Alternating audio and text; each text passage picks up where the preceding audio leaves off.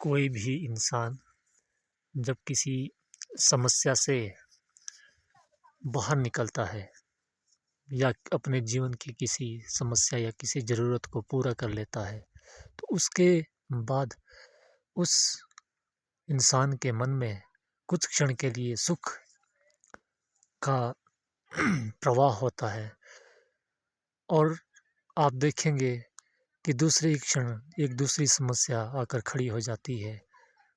तो इंसान फिर वही सोचता है कि अब तो मैं इस समस्या को अगर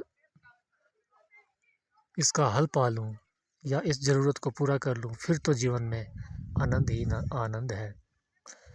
पर ऐसा कभी नहीं होता कि एक समस्या का हल पाने के बाद जीवन में पूरी उम्र भर सुख ही सुख प्राप्त हो।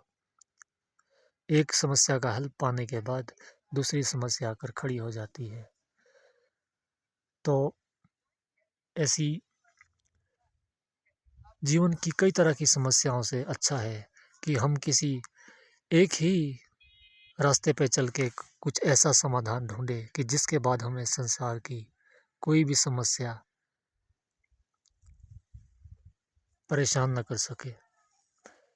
तो चलिए बात करते हैं इस ऐसे रहस्य के बारे में कि जो जीवन को सही तरीके से जीने में सहायता करती है।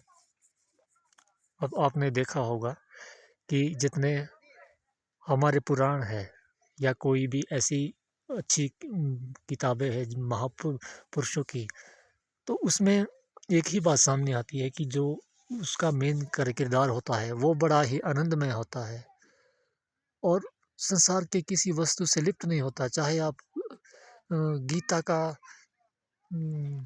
उदाहरण ले लो, चाहे महाभारत का ले लो, चाहे रामायण का ले लो, उसमें एक किरदार ऐसा है जैसे श्री रामायण में श्री राम थे, कृष्ण थे,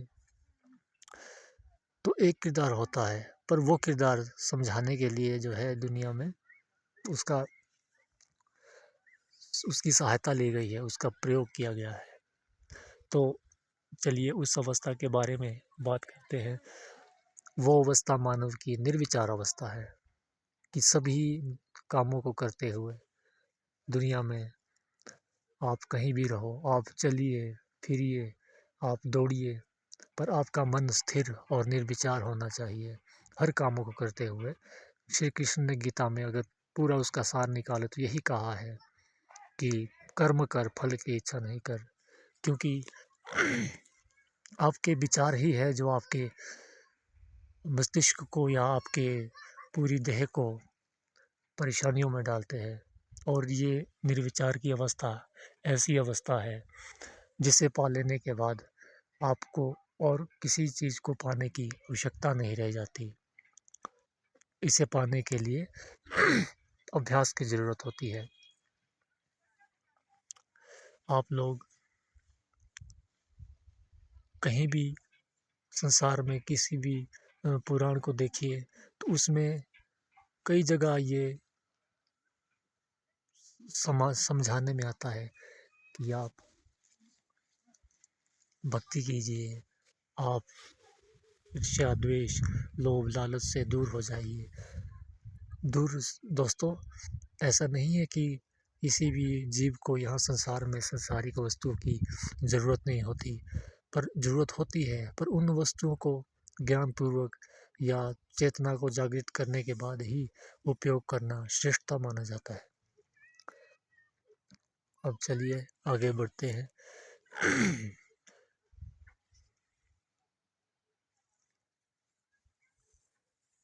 जैसे आप लोग ध्यान करते हो, ध्यान में इस अवस्था को पाने के बाद आप प्रसन्न रहते हैं और जो आपकी प्रसन्नता है वही आपका आंतरिक सुख है। उस प्रसन्नता को प्राप्त करने के बाद आप उसी प्रसन्नता से में जुड़े रहें और फिर ये संसार की जो आपकी आवश्यकताएं हैं ये आपको अपनी ओर आकर्षित नहीं कर सकती, अपने आप से बांध नहीं सकती और आप जीवन भर जो है वो सुख का अनुभव करेंगे। आशा करता हूँ आपको ये वीडियो समझ में आया होगा। धन्यवाद।